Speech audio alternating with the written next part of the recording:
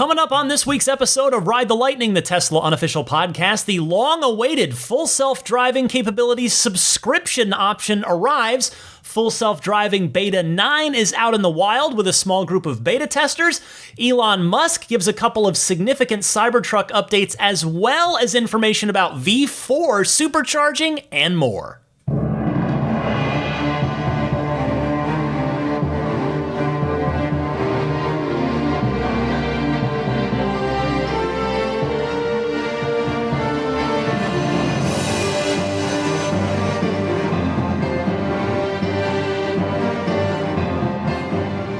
Welcome, friends, to Ride the Lightning, your weekly Tesla unofficial podcast for July 18th, 2021. It's episode 311 alongside Daisy the Boxer.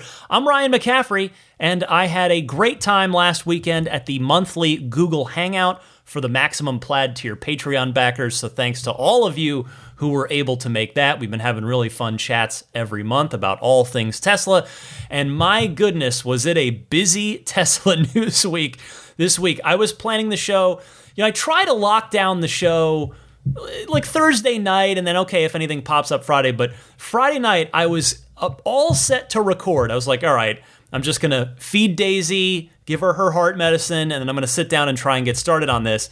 And then I get a text from a Tesla source with an internal email detailing the rollout of the long-anticipated full self-driving monthly subscription option, and then it just went public immediately. It's out on your app right now. So I had to scramble, update my notes, and here we go. Let's just get started right away. So here it is, full self-driving monthly subscription option. You can find it in the upgrades section of your Tesla app. If you don't already have FSD, obviously, if you already do, it's not going to be there because there's nothing to subscribe to. If you want to learn more, you can go to tesla.com/support/full-self-driving-subscriptions. Now, you're wondering, of course, what is the cost? It is $199 a month for people who have not spent any money on it yet.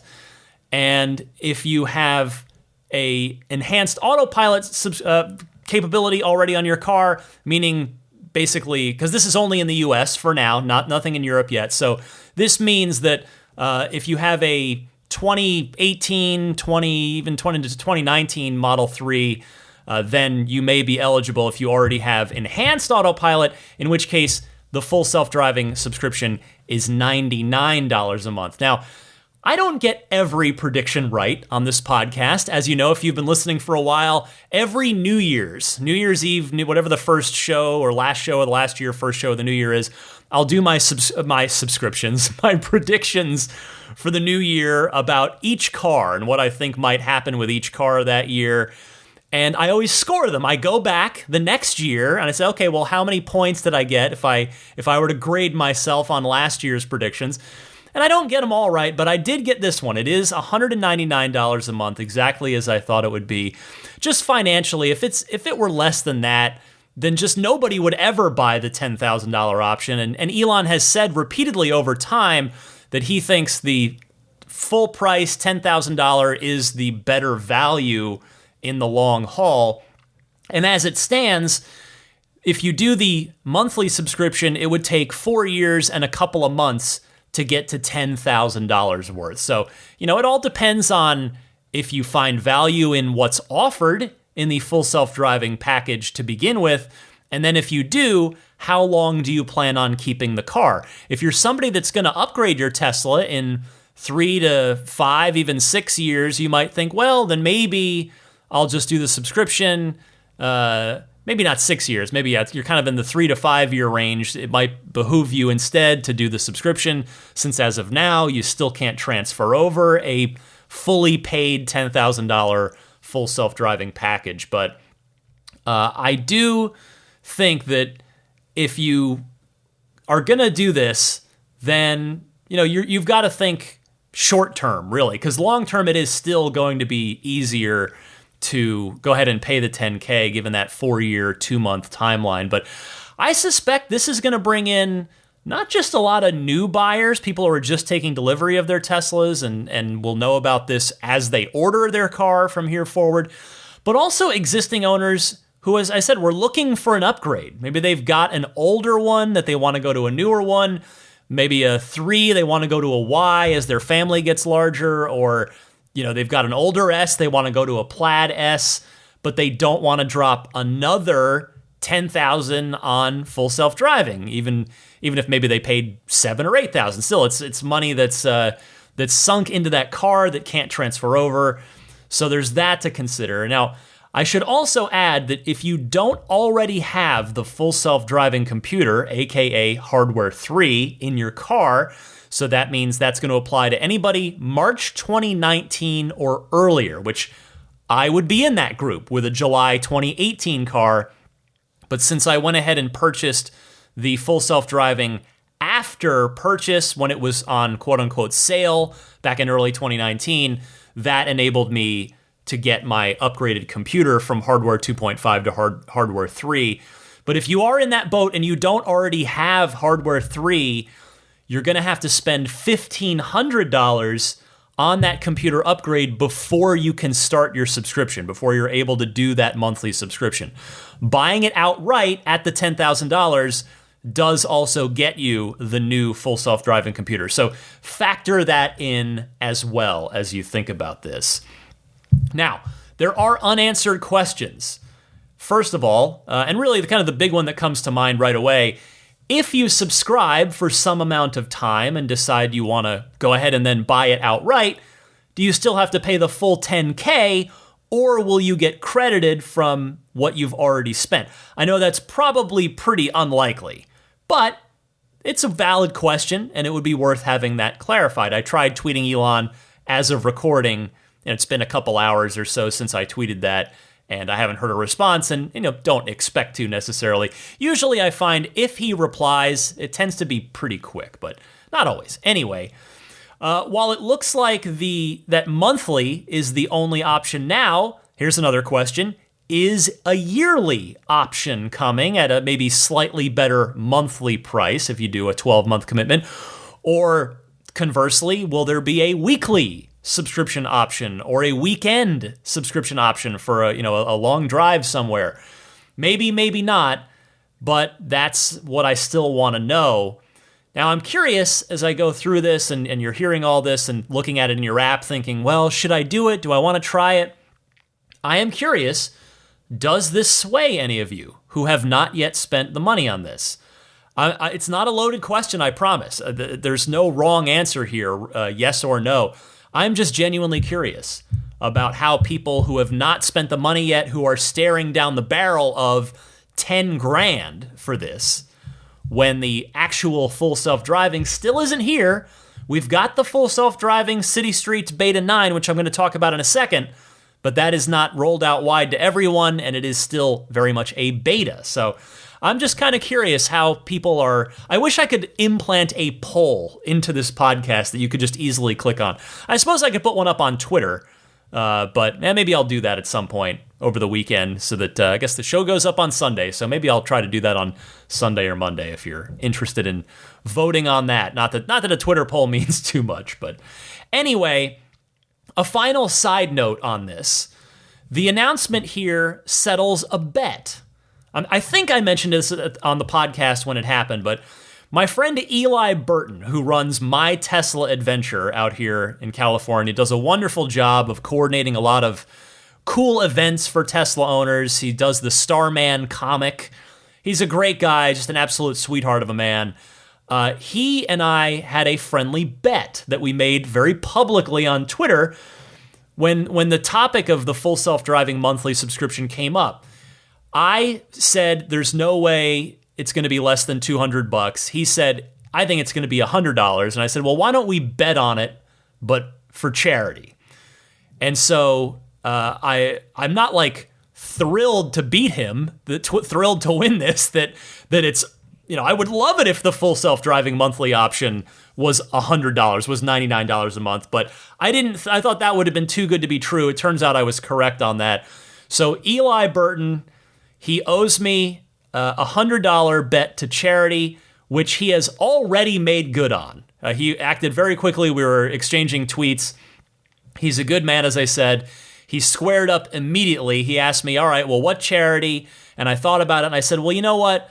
I've been sort of lightly involved over the years with Northern California Boxer Rescue, NorCal Boxer Rescue, which is their website, if you're curious, ncbr, as in Northern California Boxer Rescue.org, if you're ever curious to take a look at their website. And in the spirit, he paid up right away, and in the spirit of good sportsmanship, as well as my own love for boxers, I went ahead then and matched his $100 because I figured, you know what, this was just a fun, silly internet bet. I'm glad that we could just take this fun, silly thing and turn it into a little positive, turn it into a way to actually help boxers in need. So thank you to Eli for being a man of your word. I know you're listening, my friend, and you're the best. So thank you for that. But let's move on now. That was the big late breaking news of the week. My previous headline topic that I had all written up in my notes is what I'm going to talk about now, and that is, as mentioned a moment ago, full self-driving city streets beta 9 did indeed go out to that same very small group of external testers. So as I recorded last week, and I thought, well, there's no guarantee that it's going to go out, given the timelines that we've had that keep getting pushed back and pushed back. It did go out.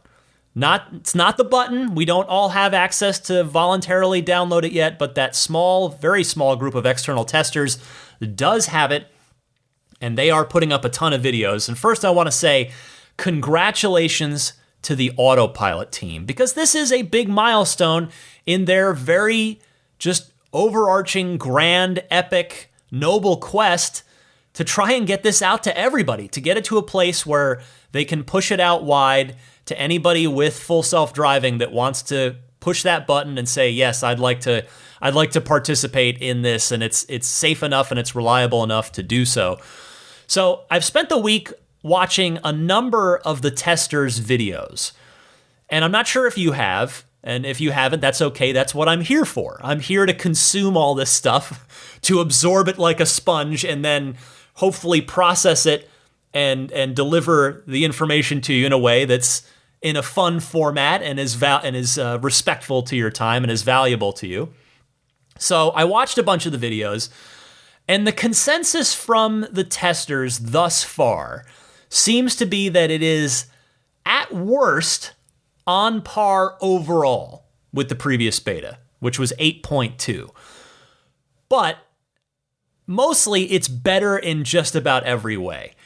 And when you just take stock of that statement for a second, now granted, that's my interpretation of other people's opinions and a sort of my interpretation of the consensus. So, I'm not stating this as fact here. This is my take on it. But considering that Tesla just revamped this into a vision-only product as part of this massive undertaking to pull off full self-driving in urban environments with unprotected lefts and traffic lights and stop signs and crosswalks and pedestrians and all kinds of stuff, the fact that they have rewritten this into a vision-only product, that in and of and it's as good or better, and probably better in most ways than the previous beta just 6 months ago.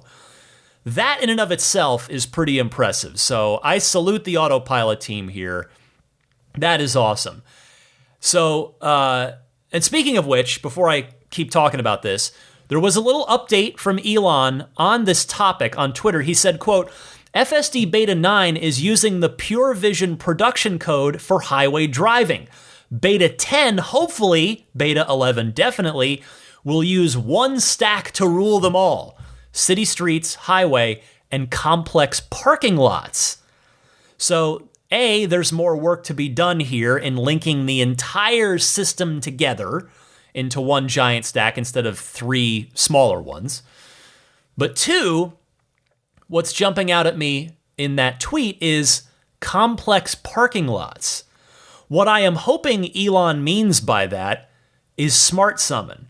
Because, again, here's my opinion, but I know this is shared by many in the community. I would never say I speak for everyone at all, but I am certainly of the opinion where I've tried Smart Summon a number of times, not ever. I'll kind of get turned off to it because I'll try it and it'll do something that scares me a little or is really slow or something. And then I'll just say, forget it. This isn't worth it. I'll just walk out to my car. And every so often I'll try it again. And I even tried it. The last time I tried it was on the way out of the Plaid event. So it was the event was over. I was one of the last people still hanging around. And I go out to my car. So the parking lot's not full of cars, but there are cars around. And I thought I was walking out with a friend of mine, and I thought, okay, let me go ahead and try it because I can see the car. It's over there. Let me try Smart Summon.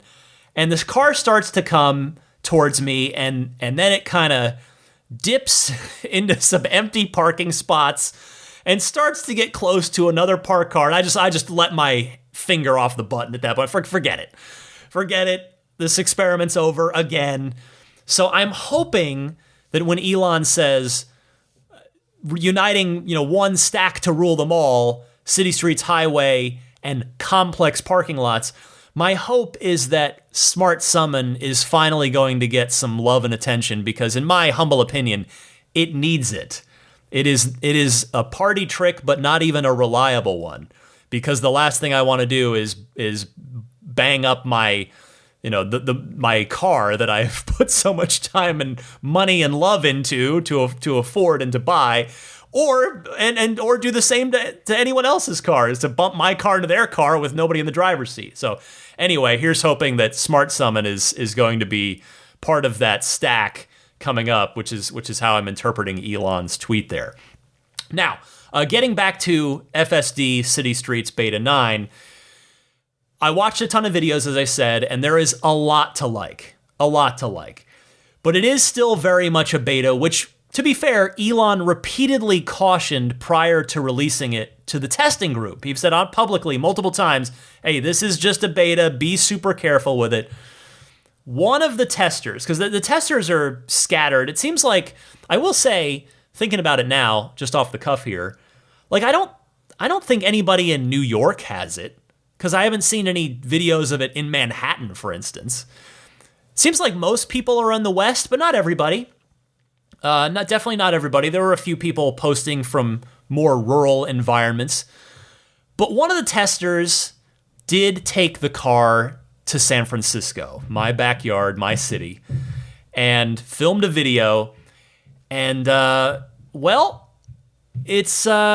it did not go well. Let's just put it that way. That was, of all the videos I watched, they were all pretty impressive. Again, I want to be clear about that. It was really impressive overall. But the San Francisco video, that was the one I watched where it legitimately gave me anxiety to watch it because, I knew everywhere the car was going. So I'm like, okay, I know where that is. But the car made several, in a span of like an 11-minute video, several very dangerous, very sudden reactions. And it started right off the bat. The person taking the video, they turn on FSD beta, and the car swerved into a bus lane and then figured out, I'm not supposed to be here, and swerved back. So it did not get off to a good start. And there were some other moments in the video that just put me into a cold sweat as somebody who lives and drives in San Francisco. But again, I don't want to get too down on it. That's not what I'm trying to do here. I just want to kind of point out the good and the bad.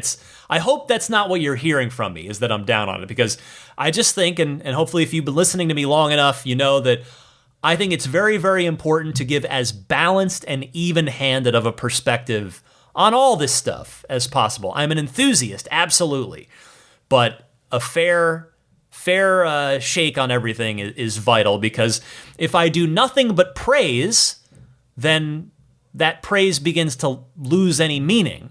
If I do nothing but criticize, well, why would I even be doing this if I were going to do nothing but criticize? It's a balance. But anyway, the bottom line here is that this is a tough problem to solve. We all know that. We don't have to be autopilot engineers to know that. It's so tough that no one in the history of cars has ever done it. Tesla is trying to break new ground here.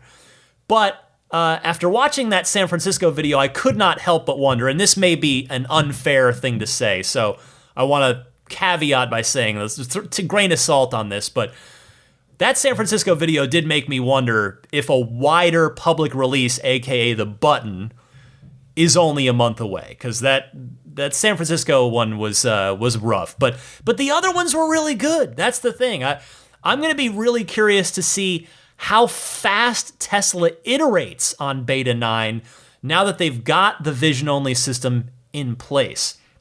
My hope is that these videos that these testers are making, and that obviously Tesla is seeing, and they're tapping into these cars to get a under the hood look at what the computer is doing, what the system's doing. This real-world data that Tesla is getting from these external beta testers, my hope is that that data is being rapidly absorbed and rapidly learned from. Would I love to get my hands on the beta, even though it did some scary stuff in one video in San Francisco? Yes. Yes, I would, because I would like to experience it for myself. I do drive all over the Bay Area, not just in San Francisco. And that's really one thing I think that's probably going to be true just moving forward, whether it's a beta or not. And that is, it's probably going to work. It's going to seem like it works better, and it might actually not like literally work better, but there are just areas that it's probably going to be easier. Like I'll give you an example. I am from New Jersey, but largely grew up in Arizona, in the greater Phoenix area, the East Valley. And if you go there, if you've ever been there, it is flat. The streets are all wide. There's a middle turning lane almost everywhere. Almost nothing's one way. It's all grid-like. It's a very simple layout, and I say that in a complimentary way, by the way. It's not difficult to drive there. The way that San Francisco, being this, 19th century city that's kind of built up and evolved over a century and a half, is just an annoying city to drive in. So different areas are just going to, you get somebody in San Francisco that has FSD, in 6 months from now, whenever it actually rolls out, hopefully sooner than that, but let's just say, a year from now when it's out wide, and somebody in San Francisco uses it and thinks, oh yeah, okay, this system I see, it's pretty neat, but yeah, I gotta really babysit it, and it does some weird stuff sometimes. Whereas somebody in Scottsdale, Arizona might go, wow, this is amazing. It just works great. It just hits all the lights and makes the left turn, does everything. It's nice and easy. This is phenomenal. So I do think we're going to see that sort of difference in interpretation for how people feel about the full self-driving city streets once it actually rolls out, just based on where you live. I mean, that's natural. But anyway, one more thing I want to comment on with this, because I know I'm talking for quite a while here. The UI visualization, the driving visualization. Talked about it last week, and now, sure enough, with the beta out, there is a new UI driving visualization. And it seems like I wasn't too far off in my prediction of what that meant last week, the whole mind's eye thing. So it is very much cleaned up from that beta 8.2, and it now looks, just visually speaking, on your screen like it's ready for public release. You've got different color lines on there that mean different things. For instance, red lines on the screen indicate the edges of the drivable area for the car, like curbs, medians, etc. And the mind's eye portion of it, it turns out, is referring to the areas that the vision system isn't complete, like it sees, but it isn't completely confident in identifying at that moment what's going on. So those are rendered a bit blurry compared to the clear lines of what it knows it's seeing. Almost think of it like almost kind of your peripheral vision in a sense, or if you're a video gamer like me, kind of like the fog of war in a real-time strategy video game where you can't really quite see too well in the place that you haven't actually walked to and been yet, So And I have to say, after watching a bunch of these videos and seeing the new driving visualization in action, it seems like a smart way to render it. I really like what Tesla's doing with it. And it does indeed take up more of your screen when FSD is activated. When it's not, the map takes up the majority of the screen. But when you turn it on, that left side of the screen, the driving visualization, moves over and takes up a bigger chunk and leaves the map with a smaller space, so that you've got, you can see more of what the car's seeing in that mind's eye visualization on the screen. So I think what's smart about it is because in an instant, you can see what the car confidently sees versus what it's not currently as confident in seeing. So that kind of in a quick glance will tell you, oh, I need to be extra attentive here because it's not really seeing what's going on ahead of me and to the left, sort of maybe where there's a road that's curving towards you or something like that, So I like what they're doing with the visualization on this. So we'll see when more people get admitted into the beta, if they're gonna admit another group or if it's just going to go out wide in a month or so with the button. So we'll see about that. And then obviously, whenever I do get it, whenever that happens, I will certainly have more to say about it once I've experienced it for myself. Let's keep going, though, because there is a lot to talk about in the world of Tesla news this week. Here's a fun one. The Cybertruck is reportedly going to be utilizing Samsung Electromechanics camera modules, according to new reports.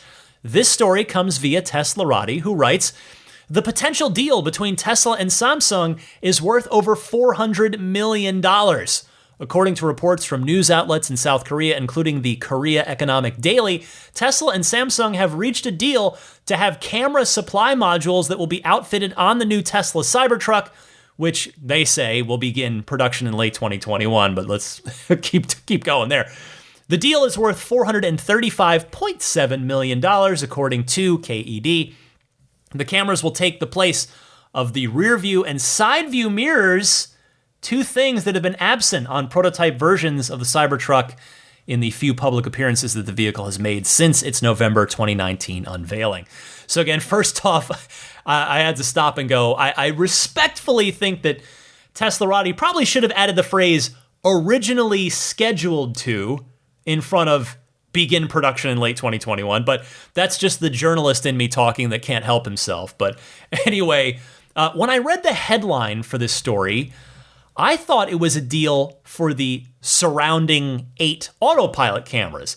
I was stopped in my tracks while reading this and got to the part about the side view mirrors. But I went to the source link from Teslarati, where they link back to their source at the Korea Economic Daily, and while that Korea Economic Daily story was admittedly their own English translation of the original Korean language story, they are pretty clear about it. So, what does that mean?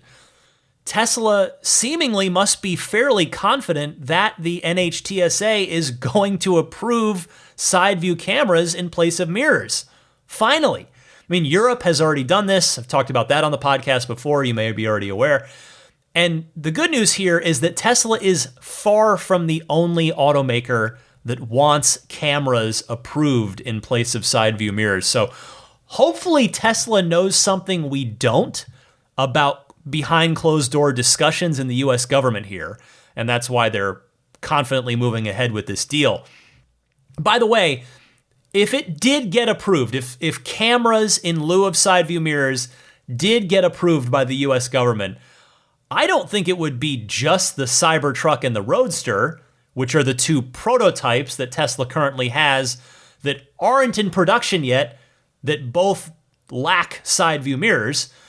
Though, I mean, I guess the Tesla Semi kind of goes in that group, but the 2 prototypes, the 2 Tesla Semi prototypes didn't have side view mirrors at the unveiling, but they have had to put them on while out in the real world doing testing, which of course is, you know, that this Tesla Semis have been out a lot, doing a lot of real world testing, whereas the Cybertruck and Roadster prototypes aren't really out working. They're just show cars for the most part.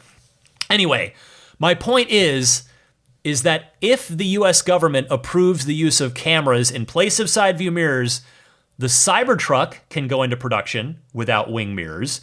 The Roadster can go into production without them. The Semi might be subject to different regulations since it's a different class of vehicle. I'm honestly not sure. But I also think that the S, X, 3, and Y might get side view cameras as well. Because if Tesla is suddenly ordering like 1.5 million plus cameras a year for the whole fleet, actually, no, scratch that. Make that 3 million plus, since each car has two. It has two cameras one on each side. But in that scenario, the more cars that Tesla rolls this out to, Tesla would probably get a pretty nice volume discount from their supplier, in this case, Samsung. And just maybe the cost of adding additional screens to the interior on the high volume, lower price vehicles, the 3 and the Y, because you'd need to have two little screens on the left and right sides of the interior so that you could look over and see what those cameras are seeing. And maybe that maybe that's not going to be financially viable. I don't know. That's kind of where I struggle with it. It's like, well, where's the trade-off there?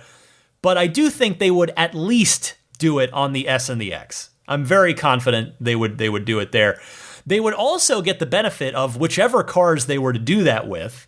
If I remember Elon's last estimate on this correctly, this may be from years ago, but I think Elon has said it would be about a 5% range increase thanks to the improved aerodynamics without the mirrors on there. That's how much drag the mirrors have, which, if you're talking about a long-range Model S that's 400 miles, well, suddenly that's 20 more miles. And you've got a 425-mile range car instead of a 405-mile range car. So that's nothing to sneeze at. That's a nice improvement there on the aero. Speaking of the Cybertruck, Elon, apparently, he must have heard me lamenting last week on the podcast, saying that my opinion that it seems like he doesn't tweet much about Tesla anymore, because he spoke rather candidly about the Cybertruck on Twitter this week. He said, quote, "To be frank, there is always some chance that Cybertruck will flop because it is so unlike anything else. I don't care. I love it so much even if others don't. Other trucks look like copies of the same thing, but Cybertruck looks like it was made by aliens from the future." And then he later added, quote, "In the end, we kept the production design almost exactly the same as the show car," meaning the prototype. "Just some small tweaks here and there to make it slightly better. No door handles. The car recognizes you and opens the door. Having all four wheels steer is amazing for nimble handling and tight turns," end quote. Well, very interesting here. I'm honestly not sure how he could possibly say that it's going to flop when there are more reservations for the Cybertruck than any Tesla has ever had before. In fact, I guess I'm not privy to the numbers, but I would make a confident wager, talking about wagers on this podcast, that the Cybertruck has more reservations than any previous Tesla, than any of them combined, S, X, 3, or Y. Now, I know that's not the most fair comparison because the Cybertruck is a $100 reservation deposit, whereas the Model 3 was $1,000. The Model Y was was it a $2,500 order, or maybe it's $1,000, somewhere in there. And then the S and the X the S was $5,000 back in the early days, and I think the X was too. Anyway, that's neither here nor there. But it's clear that the Cybertruck is going to do well for at least a few years, just for the orders they have, even if they only fill half of the orders. If half of the orders convert to real orders, half of the reservations, I should say. But, maybe the other way to interpret what Elon's saying is that it could, quote unquote, flop if it can't live up to the promised price and or specs, because $40,000 for a base model 250-mile range truck.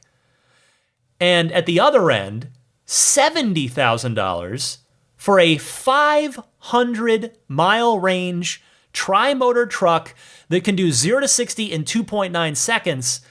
Both of those are extraordinarily impressive at their respective ends of the spectrum. The tri-motor truck for what you're getting for just $70,000, and the fact that the base model is only $40,000 for a reasonable 250-mile range.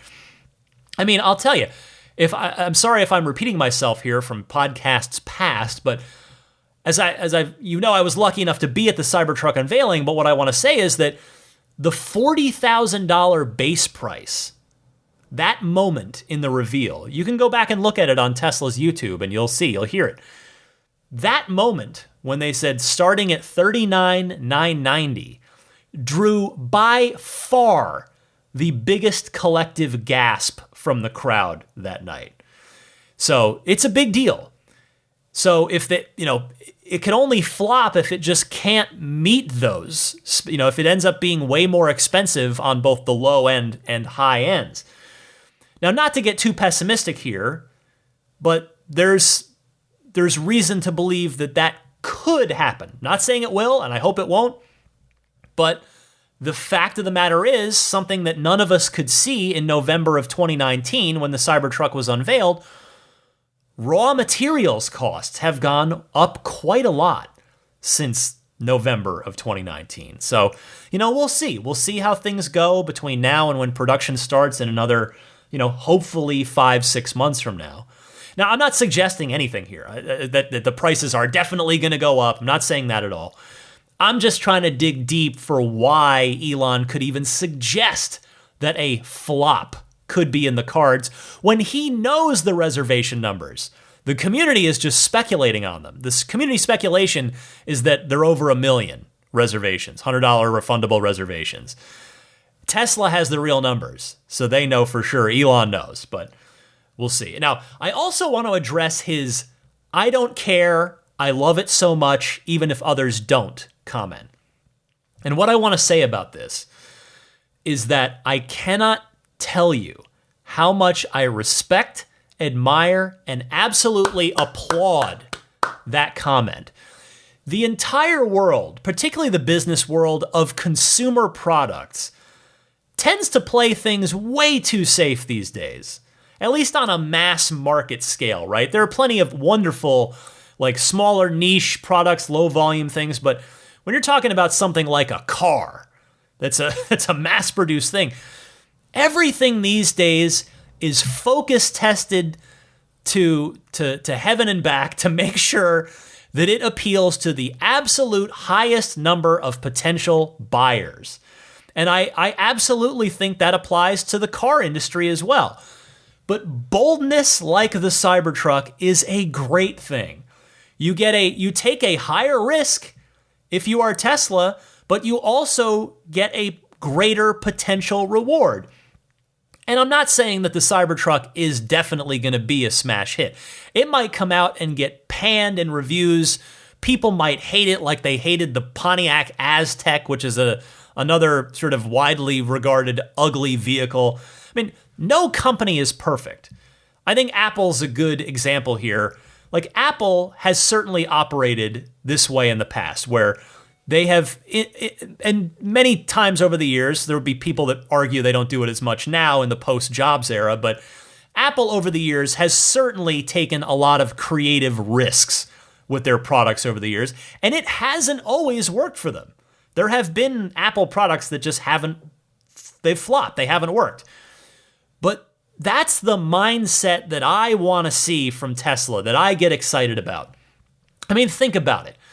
If Tesla had focus tested a swath of people who would have obviously been under an ironclad NDA about the Cybertruck that they would have been shown ahead of the reveal, if Tesla had brought in general public people under NDA, confidentiality agreements, I think it is highly unlikely that Tesla would have gone ahead with it if they had, said, well, we want to see what people think of this before we actually move forward with building a prototype and announcing this thing. If it would have had to pass through any kind of design committee or board of director approval, which, Tesla doesn't have that stuff. I'm saying at sort of other normal, most other car, not just car companies, but, consumer product companies. If it had to go through a process like that, it probably would have been killed before we ever saw it. And as I've said many, many times before, I hated the Cybertruck when it first rolled out. I was there.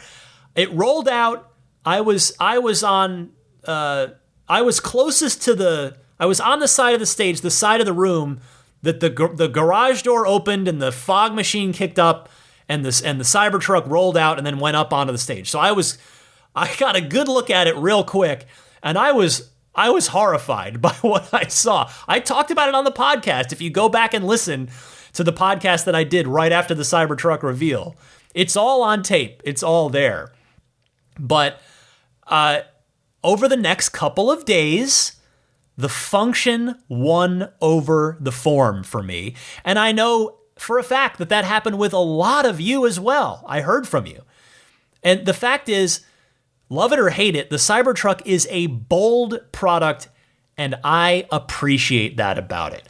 I mean, the last stainless steel car, my beloved DeLorean, that was bold too, because at that time, 1981 was when it went into production. Obviously, it was conceived and drawn up in the late 70s.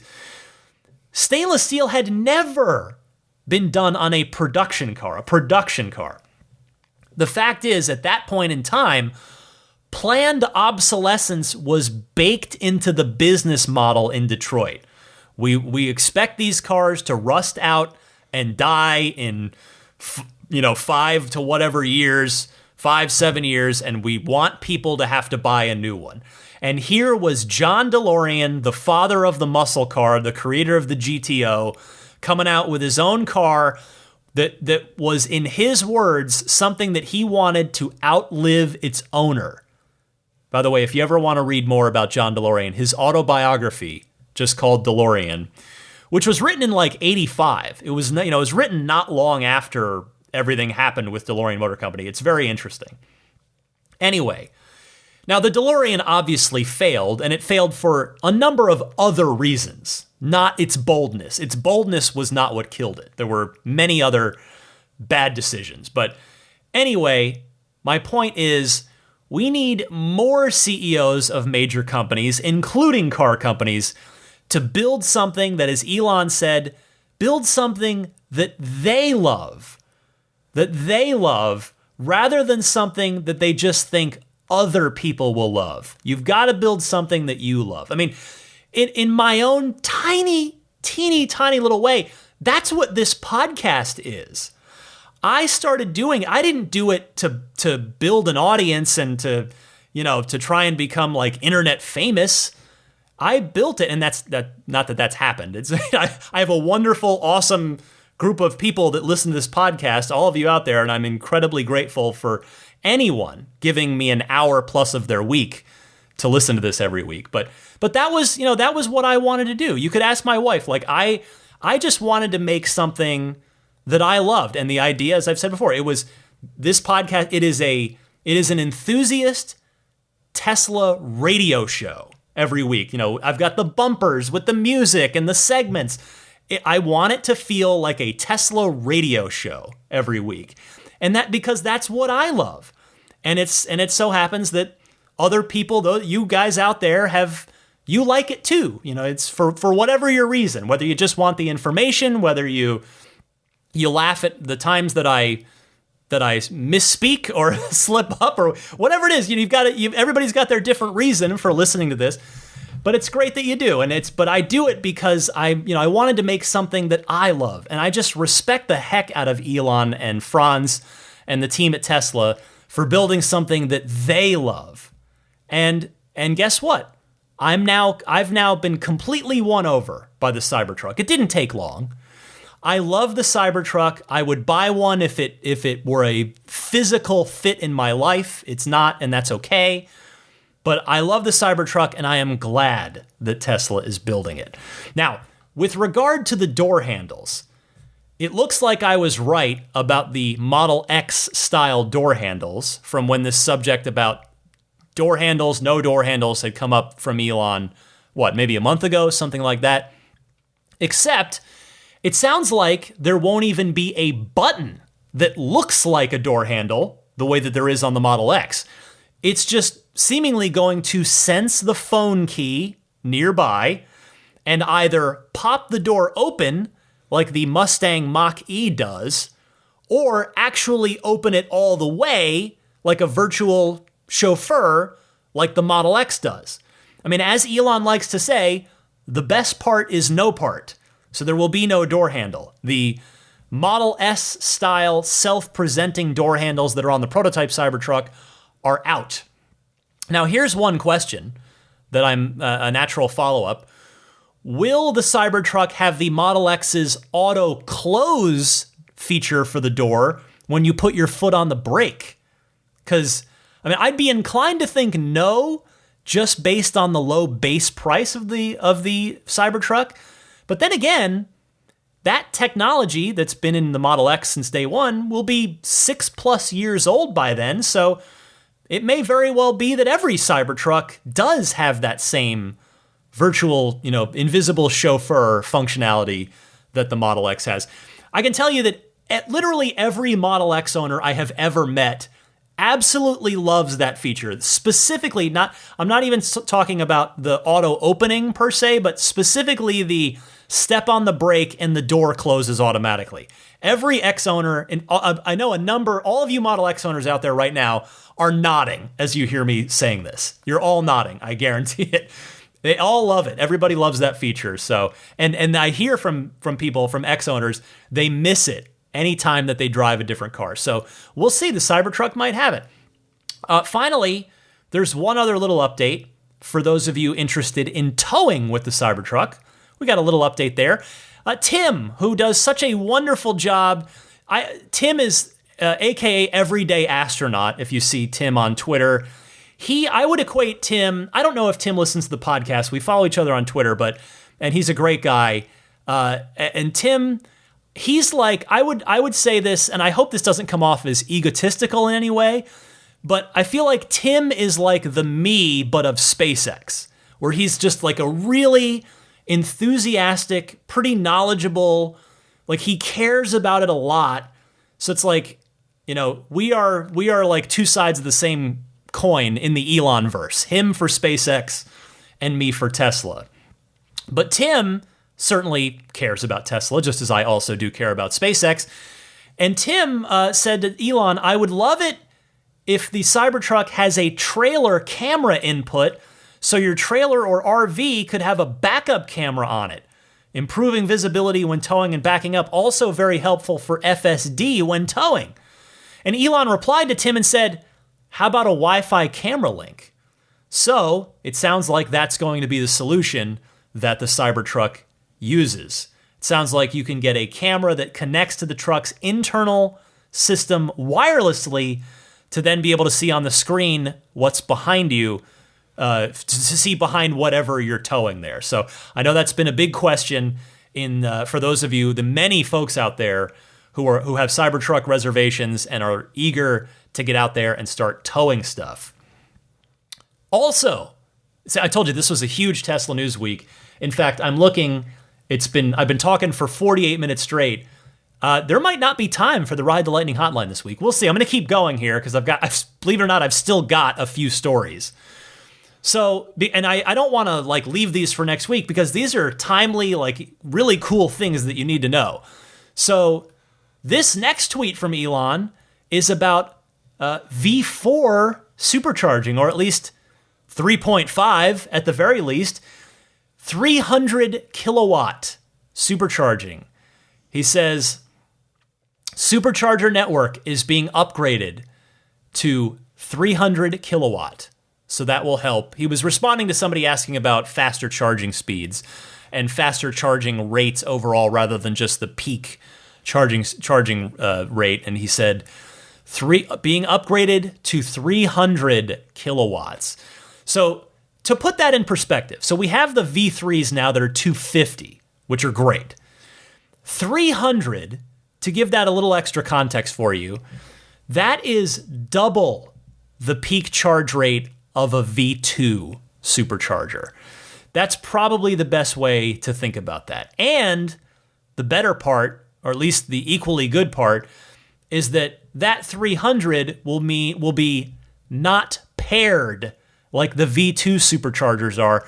So if you are plugged into a, let's just call it V4 supercharger, 300 kilowatts, you will always get your max charge rate even if there are other cars plugged in on either side of you. The big question is, will any cars in the existing fleet benefit from this upgrade, or will it be something that only the new 4680 cell vehicles, I'm talking about the Cybertruck, the Roadster, and the Model Y 2.0 that's going to come out of Texas and Berlin, are going to be able to utilize? I tried asking Elon on Twitter that very question. Sadly, I did not get a response this time. But I will say, if anything in the existing fleet can do it, I actually think it won't necessarily be the 3 or the Y, but probably the new S and X, because they have the brand new revised 18650 chemistry and an improved cooling system, an improved thermal system as well.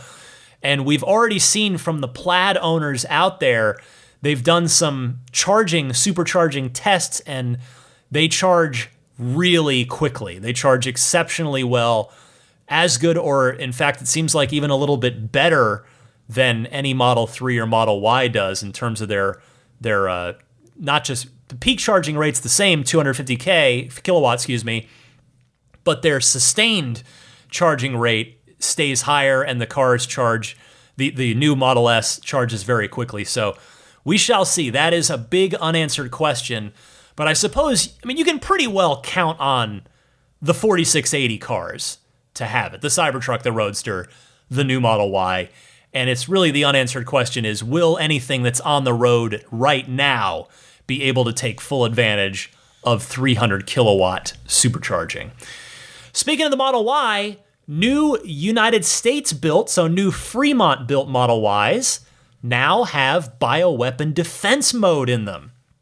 This comes via friend of the podcast, The Kilowatts, whom you can follow on Twitter at KLWTTS. It's just kilowatts without any vowels. Posted a picture of it to prove it, although a friend of mine that works in deliveries and logistics also sent me some pictorial proof later in the week as well. But The Kilowatts said on Twitter, new Tesla Model Ys are being built with bioweapon defense mode. This feature uses HEPA filters to provide hospital-grade air quality. It's been standard in the Model S and X for a while now, but this is the first time we're seeing it in a Model Y. This Y has a July 2021 build date. Doesn't appear to be on new Model 3s yet. Now, Shanghai-built Model Ys have had this for a while now, so this is another one where it is great to see it make its way to the US-built cars as well. We have been... not just California, certainly a lot of the western United States has suffered quite a bit in recent years with wildfires in mid to late summertime. We're not far away from when that could start. It's already started in certain places, and the air quality index will get to 150, 200. It gets real bad, and so having if you're a Model Y buyer and you're going to just have the bioweapon defense mode in your vehicle, that's pretty great for that unfortunate reality that we now face here in the western United States on more often than we'd like. But I do wonder if this is going to make its way to the Model 3, because we know that the bioweapon defense mode filter is physically large. But the Model Y is almost exactly the same size as the 3, particularly at the front end of the car. Although the key difference, that if it doesn't come to the 3, I suspect it would be because of this. Remember, if you look at a 3 and a Y head on, side by side, the Model Y is much taller at the front. Like the front end of a Y looks like a Model 3 that's been kind of stretched upwards. So is the 3 going to have enough room to get the full bioweapon defense mode filter in there? I am not sure. We will see. But the bottom line here is this is really good news for any of you out there who are about to take delivery of a new Model Y. You will probably, let me say probably, because if you've ordered and you're waiting, the odds are that your car is probably going to be built in July or later, depending on when your estimated delivery date is. But you will probably be getting an extra feature that's not even on the design studio yet that you weren't expecting. So that is good stuff right there. Now, speaking of taking delivery of a new Model Y, this here is good news for Tesla, I guess. I mean, it's good news for them financially, but bad news if you're trying to get your hands on a Model Y anytime soon. Q3's production, meaning July through September, is sold out. Q3 is just a few weeks old. It's July 16th as I record this. It's around the 18th as you hear it. And Q3 production is sold out. If you go onto the Model Y design studio on Tesla.com right now, you will see that the delivery estimate shows as October. Now, or at least it does here in the San Francisco Bay Area, where I'm at, which is somewhat telling since, I'm in the shadow of the factory. And Tesla usually will do last-second deliveries here. Sometimes, in fact, literally right off of the production line. That happened last Q4 at the very end of the year. So October here probably means October just about anywhere in the United States, I would presume, because it's, this is here in the Bay Area, the San Francisco Bay Area is the one place where they might, like if they think they can sneak you a car in that last week or last few days of the quarter, they might put that on your delivery estimate, but they're saying October. So that is significant. Now, there's a caveat to this. The performance Model Y is showing an estimated delivery window of 7 to 11 weeks, which means we'll get it to you before the end of the quarter, because that's 11 weeks from now, from when I record this, is right at the end of the quarter. So presumably Tesla is, in fact, sold out for the quarter.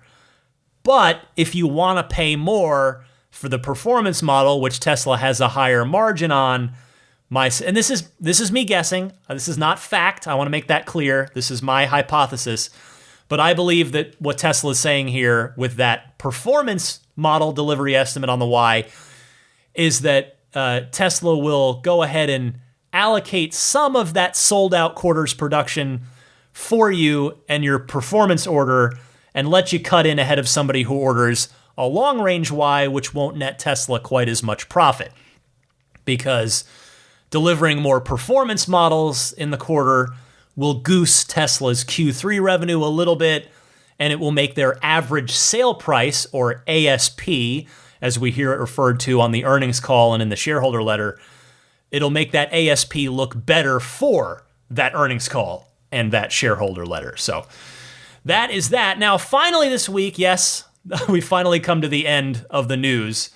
It is, 58 minutes I've been talking. That might be a new show record. But anyway, speaking of shareholders, Tesla's Q2 earnings call and shareholder letter is going to happen on Monday, July 26th. Now, what's interesting about this to almost no one, except for me, because I keep an eye on this stuff and I cover it every single quarter, is that they are going with a Monday for the second quarter in a row here. And I wonder what the reason for that is. I'm not complaining, don't get me wrong. In fact, it gives me the whole week to get my usual quarterly highlights and analysis episode, get that ready instead of just a couple days, which is what I have when it's done when they have that earnings call on a Wednesday, as they traditionally have. I suspect it's probably something as simple as just Elon's schedule changed, so now they're doing these on Mondays, but who knows? I guess I'll have to ask him if I ever get a chance again.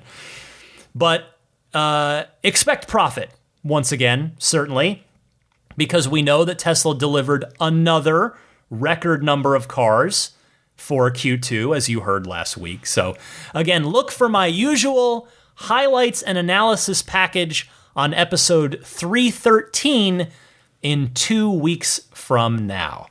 And that's it. I am finally done talking. It is, 59 minutes. So that's the show. I want to be respectful of your time, so I've got a bunch of excellent Ride the Lightning hotline calls queued up. I'm going to save them for next week because, I don't want this to be a 2-hour thing. You've got lives, you've got things to do. I want you to hear the whole show, enjoy the whole show. But feel free to keep your calls coming. I welcome them. I love hearing from you guys. Don't think that just because I'm not doing the hotline calls this episode that I don't care about them. I care about them a lot. I think they add a lot to the show. So again, I'll just give you the quick reminder. There are 2 easy ways to call in if you want to be a part of the podcast here in the Ride the Lightning hotline. You can record your question using your smartphone's built-in voice recording software. Please try to keep your call to 90 seconds or less so that I can get through as many each week as possible. And you can email that file to me at the email address teslapodcast@gmail.com.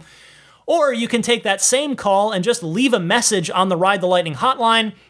That number is toll-free, and it's 1-888-989-8752. Again, that's 1-888-989-TSLA.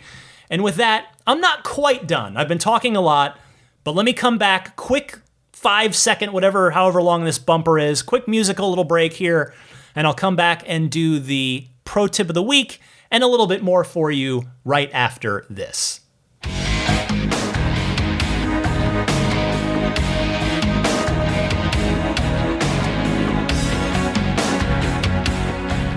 Before I get to the pro tip of the week this week, let me give you an entertainment recommendation. I was talking about DeLorean earlier, and I was specifically mentioning John DeLorean's autobiography. Well, if you don't want to read that whole thing, I actually would really recommend watching the following film on Netflix. It's called Framing John DeLorean, and it is a sort of docudrama that does, I think, a really good job of telling a pretty even-handed story about John DeLorean and the awesome, incredible, inspiring things he did and the not great things he did as well.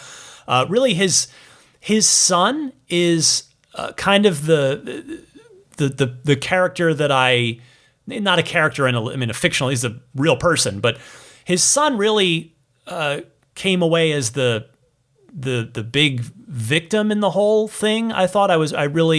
That was the most interesting part of the film for me, was seeing how the entire DeLorean Motor Company and car saga affected his son, who was very young at the time. And anyway, Framing John DeLorean on Netflix. It stars Alec Baldwin because they have interviews with the real people, with a lot of the real people, in fact. DeLorean's passed away, if you're wondering. He passed away in 2005. But there are interviews with real people, but there are also reenactments of things that happened in DeLorean's life and career.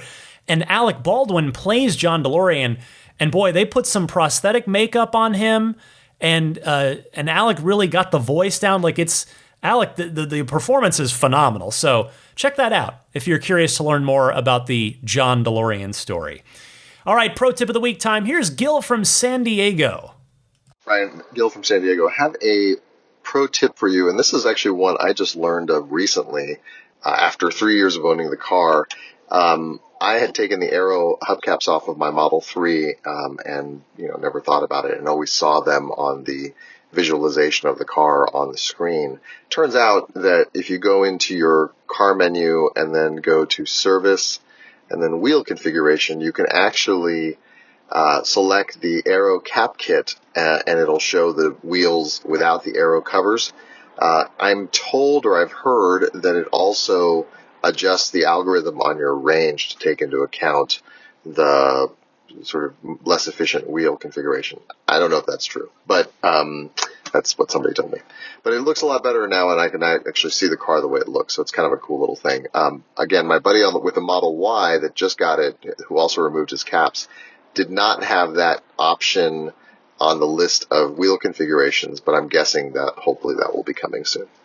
Thanks, Gil. Yes, that is a menu that I would imagine most people have probably never looked at because you really don't need to. But if you go into service and then push wheel configuration, you can choose whatever you've got, unless obviously it's an aftermarket setup. But yeah, even my 0G wheels are in there. So I'm able to have that on my little in-car render.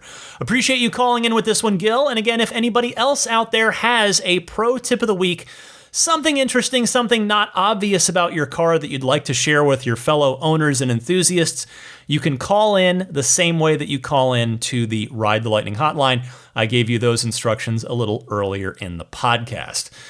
And with that, it is time to give some plugs, give some, hopefully we can help each other here. Some of these vendors and products can be of use to you. And by buying them, in some cases, you can help me out as well. So let me start with abstractocean.com, the Costco of fine Tesla aftermarket accessories. And I say that in the most complimentary way possible. They've got a ton of stuff for all four Teslas. Check them out, abstractocean.com, whether it's the tempered glass screen protectors for the 3 and the Y. They've got the center console wrap kits in different styles, different designs. They've got the dash, actually, for the 3 and the Y, the dash trim. There's wrap kits for that if you want to change the look. All kinds of stuff. You got to take a look, abstractocean.com. And if you do, and you find some stuff you like, pile it all in your shopping cart. And then at checkout, put in the coupon code RTL Podcast, without any spaces in it, RTL Podcast, and you will get 15% off of your first order. Thank you to abstractocean.com. Meanwhile, puretesla.com/RTL, that's the very simple URL to use for your one-stop shop on the dash cam and Sentry mode. That's all you need. puretesla.com/RTL. $49 will get you the 128 gigabyte micro SD based USB solution. It's going to work long term. I love it. I use it. It's great. And it's free shipping anywhere in the US. If 128 gig isn't enough for you, you want some more space on that Sentry drive, you can get the 256 gigabyte card, I should say, kit, whatever. There we go, kit. That's what I'm looking for. The 256 gigabyte kit for $69. Again, free shipping anywhere in the US. So go to puretesla.com/RTL. How about my friends at Jada? They've got a whole family line of products now. I'm partial to the wireless charging pad for the Model 3. For those of you who don't have it built in, which is basically anybody but the 2021. So 2020 on back with the Model 3. Highly recommend the now 4th iteration that they sell of the Model 3 wireless charging pad. They've also got the USB hub console.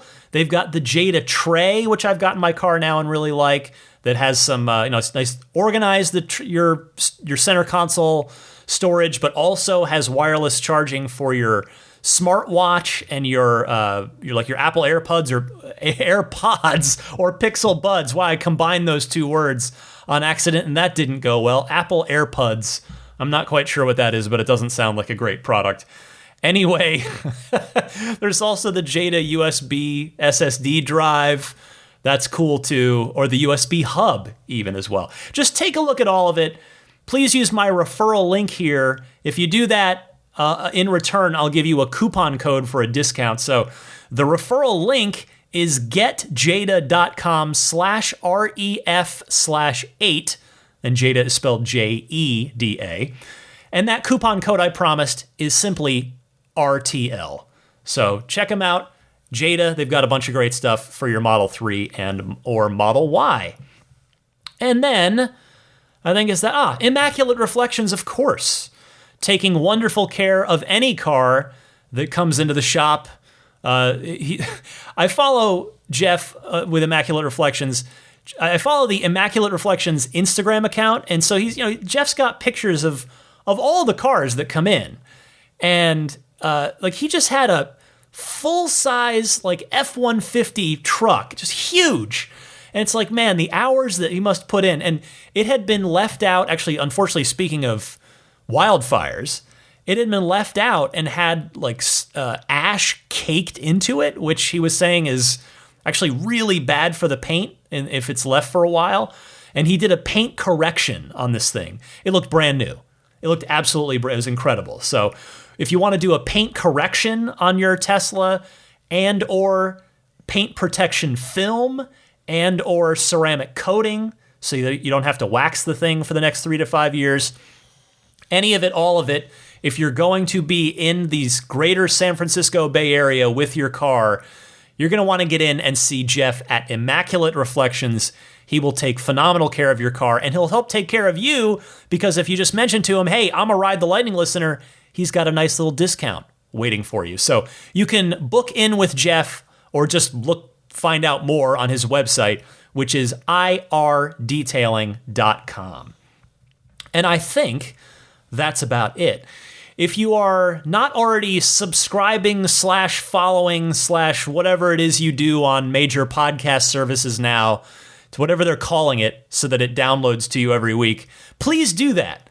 So then the show just finds you every week instead of you having to seek it out. I'm on pretty much all the major podcast services. Apple Podcast is the big one, but Google Podcast as well, and Stitcher, and TuneIn, which is in your Tesla, and Spotify, which is also in your Tesla, so you can listen natively through either of those apps. I'm also on YouTube. It's just audio only. There's no cute dog to look at. I apologize, but you can listen there if you just want to do your listening on YouTube. Just just search Ride the Lightning Tesla on YouTube. You'll easily find my channel, and you can subscribe to that there. Well, that'll about wrap it up. Again, you can follow me if you like on social media. I'm at DMC_Ryan on both Twitter and Instagram, with Instagram being where it's just all Tesla all the time. So check that out if you are interested. Again, you can email me anytime, teslapodcast@gmail.com.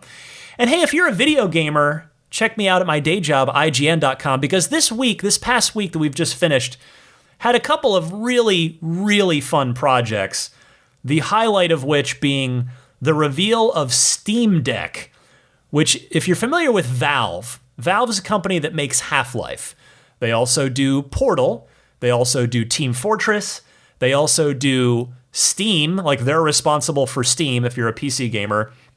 They are very heavily entrenched and highly respected in the PC gaming space. Well, they've just announced a handheld gaming PC. It looks like a Nintendo Switch, except bigger, in a good way. Not that the Switch is tiny in a bad way. I'm not trying to say that. But anyway, I got to go to Valve last week. I was in Bellevue for 2 days last week, getting to see this thing, experience it, do interviews with the Valve development team, and actually getting to publish all that on IGN this week and watching the internet's reaction to it. Because when Valve first told me about it, I was like, get out of here. I was so pleasantly surprised by what they were doing, and seeing the community's reaction has been really fun too. So if that is of interest, we've got a ton of exclusive coverage on the Steam Deck on IGN.com, or you could always search on our YouTube too, which is youtube.com/IGN. But anyway, that'll about do it. I want to say thank you and hello to all of the Patreon backers at the Plaid, Maximum Plaid, and Roadster in Space tiers. Let me start with the Maximum Plaid crew and a welcome back and a hello to our newest Maximum Plaid backer, Matt Kalin. Matt had been with me previously. Great to see your name back on the Patreon list, Matt. Thank you very, very much for your support once again. Along with the rest of the Maximum Plaid crew, Jonathan Wales, Cameron Clark, Daniel Grummer, Seth Capello, Nick and Tony, Tesla Hitchhiker 42, John Schmidt, Stan Roth, Howard Anthony Smith, Charles Galpin, Ryan from Las Vegas, Darren Nickel, Kaz Barnes, Ulrich Lassa. Oh, and my voice is going. Here we go. I told you I talked for 59 minutes straight. I don't think I've ever done that on the podcast without taking a break. But let's see. This is an ultimate torture test for my voice here this week. Brett Libano, Patrick Wisniewski, Gil Cabrera, Hay Watley, Eric Brown, Mark Eversole, Todd Badger, Joe Edgel, Kevin Yank, the Tesla Owners Club of San Joaquin Valley, Michael Williams, MT, Will Stedman, Tyler Smith, Mait Suaru, Derek Nesselrote, Justin Perez, Jeremy Harris, Chris Beach, Tom Mills, and Alex Brem, along with the aforementioned Matt Kalin. Thank you all so very much. The Roadster in Space crew, hello and thank you to Pete White, Lyle Austin, Steve Radspinner, my friend on Twitter at Rodam, Fernando Cordero, Lawton from Chicago, Sean Neidig, Scooter Ward, Neil Weaver, Jackson Wallace, and Crafty Geek. Thank you all very much.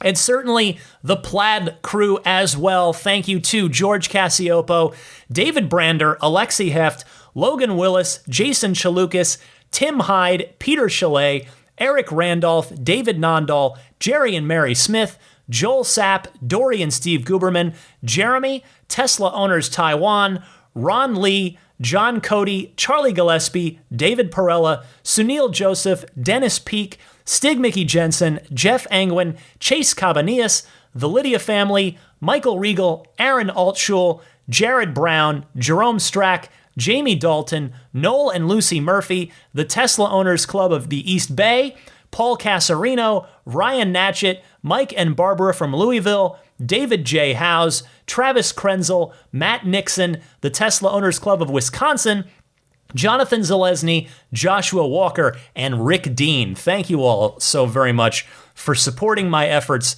on the Patreon. That really, I should say, that is, again, I say it every week. I try to say it humbly and politely, but that is the ultimate way you can support the podcast. It's voluntary. It's totally, optional. It's never going to be like a paywall, gated off thing for the regular podcast. But as is hopefully evident week in and week out, I do put a lot of time, a lot of research, a lot of enthusiasm and thought and love into this. So if you are willing and able to support me, maybe today, maybe tomorrow, maybe next week, I would very much appreciate it if you would consider pledging on Patreon. You can find all the Patreon tiers and information on my Patreon page, which is found at patreon.com/Tesla Podcast. Patreon is spelled Patreon. The pledge tiers start at just $5 a month, or $57 for a one payment, one for the year. If you just want to do the $5 tier, but in a one-time annual payment, you get a little 5% discount on any of those. So as you go up too. So if you want to do the maximum plaid tier, you could do that. Any of them you can do annually, and you'll get a 5% discount for doing the annual payment versus the monthly payment. So I humbly and kindly ask that at some point in time that you might consider a pledge on Patreon.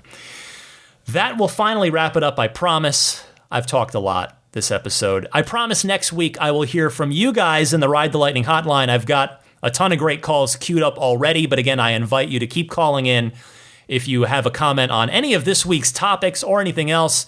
There was a lot to talk about this week between the Cybertruck and the no door handles and the full self-driving subscription and the full self-driving Beta 9 videos that are out and about. So there's a ton to talk about. I look forward to hearing from you. We'll do the Ride the Lightning hotline next week. Get your voices back on the show where they belong.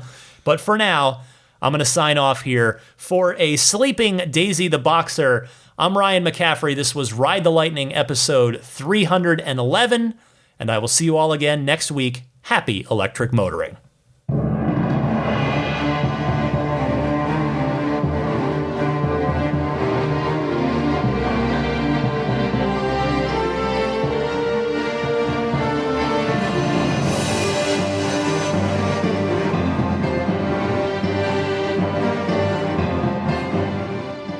I think a Tesla is the most fun thing you could possibly buy ever. That's what it's meant to be. Our goal is to make it's not exactly a car. It's actually a thing to maximize enjoyment. It's maximum fun.